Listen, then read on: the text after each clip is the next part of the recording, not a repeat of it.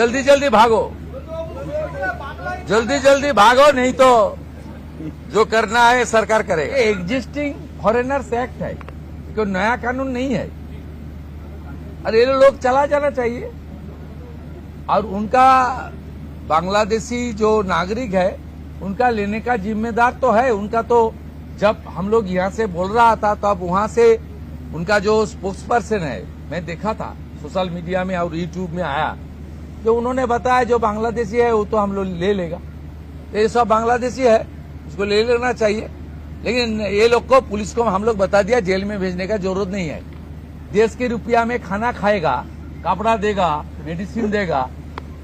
एक दामाद है ये लोग।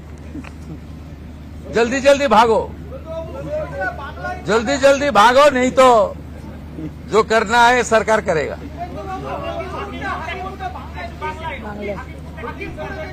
না না, আমি হাকিমপুর সম্পর্কে জানি না, আমি মিডিয়াতে দেখছিলাম।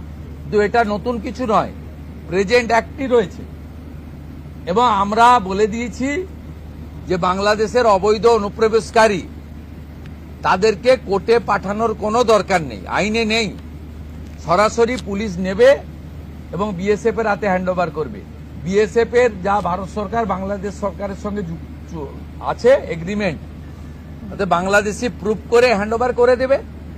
আমাদের জেলে 3 মাস 6 মাস 2 বছর রেখে আপনার চাল, আপনার ডাল, আপনার তেল, আপনার মাছ, আপনার ডিম, আপনার কাপড়, আপনার মেডিসিন ওদেরকে দেব কেন?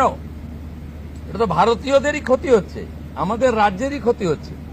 সেই জন্য আইনটা এতদিন ছিল ভোট ব্যাংকের স্বার্থে কেউ বা কারা ব্যবহার করেনি। আমরা ভোট ব্যাংকের বাইরে গিয়ে দেশের স্বার্থে, রাজ্যের স্বার্থে এই আইন কার্যকর করছি।